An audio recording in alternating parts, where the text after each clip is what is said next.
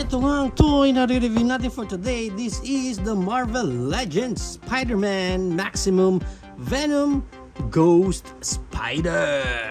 Bago tayo mag-start sa toy na re-review natin for today, special shoutout muna sa kaibigan natin si JG. Bro, thank you so much for sponsoring this video.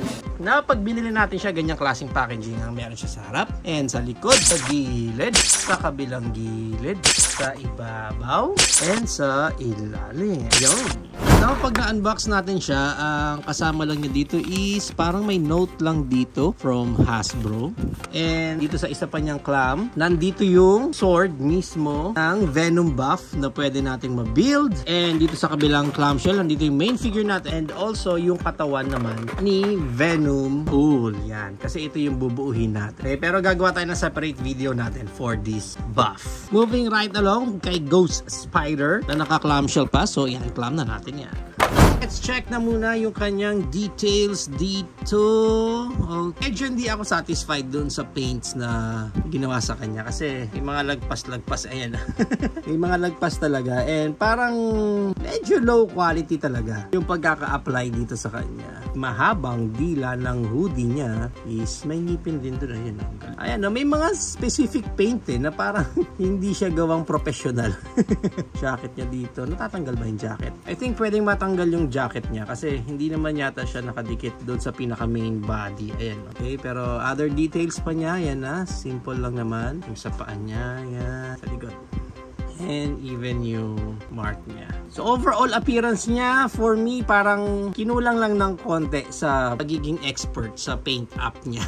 Parang hindi lang din talaga ako satisfied dun sa mga rubber din ng parts niya. Anyway, para sa kanyang articulation sa head niya, naka ball joint yan. So na-rotate yan and may look up siya ng yan. Di mo gaano makita yung look up kasi may hoodie siya and may look down siya ng ganyan. Yung taong niya dito, wala nang ibang articulation, basta naka-dangle lang yan ng ganyan. Anyway, yung arms na kaya niya mag-arms wide open dyan. Ang kanyang creed moment and naro-rotate pa yan ng ganyan. Yan. Wala siyang rotation sa bicep pero dun sa elbow meron. Yung kanyang elbow bend. Yan. Pagdating sa kamay niya, naro-rotate din yan ng ganyan. May up and down din dito sa may kamay niya. Pagdating sa body niya, naro-rotate din ng 360 yan and then meron din siyang ab crunch dyan. And yung kanyang Van Damme split. Gaano yung Van Damme split eh. Medyo bitin tayo sa Van Damme split niya. Wala, hanggang ganun lang talaga yung split niya. Yung high kick niya, medyo mababa lang din. Yung back kick niya, halos walang back kick kasi nakaharang niya kanyang weight. Sa thigh niya, may rotation dyan na meron pang paint chip doon.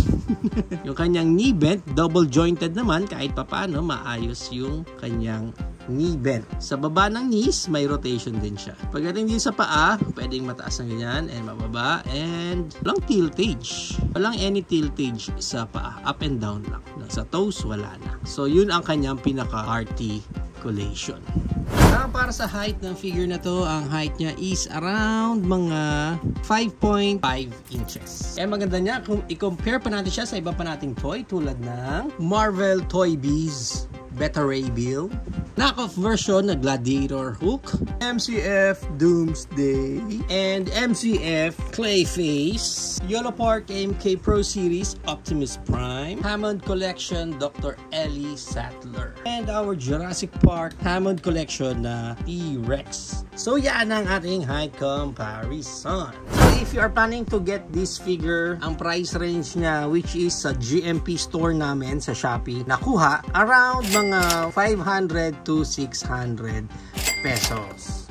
There you have it now guys. Ito na ang ating Marvel Legends Spider-Man Maximum Venom Ghost Spider. Maraming discussion within the toy community na yung binibenta daw ng GMP is knock-off version lang. Pero for me, kasi kung knock-off version siya, very common na hindi na nila ini-include itong mga notes na ganito from the original packaging. Pero ito kasi meron. So parang nagdududa din ako kung knock-off ba to or authentic din sila. But when you have the feel na mismo nung figure, parang doon na mas bumababa yung expectation mo na baka nga knock-off kasi the way na na-execute nila itong si Ghost Spider dito, may mga parang hindi ganun ka-professional yung pagkaka-execute nila. May mga paint na parang medyo lousy lang yung pagkakagawa sa kanya. Pero, tinignan mo nga siya, even yung barcode nung mismong item meron sila pag knockoff version or mga pirated lang, hindi na rin nila sinasama yan. Pero, this one meron. So, I think it's for you to decide kung kukuha din kayo sa GMP mismo ng ganitong klaseng figure. It's up to you kung gusto nyo i-declare yun ng bootleg or knockoff version. Kasi it's hard for me to say na or i-declare ito na bootleg, yung pala authentic siya. Tapos sabihin ko na authentic, then baka pagbili nyo hindi, bootleg lang siya. So it's up to you to decide na lang. For me, ito lang yung habol ko. Medyo may mga loose parts na rin siya kasi kaagad especially dito sa may paa niya. So yung playability niya parang hindi rin ako ganun mag-enjoy. Not unless siguro na gusto ko lang kompletuhin yung Spider-Verse ko at gusto kong i-include itong si Ghost Spider. Well, maybe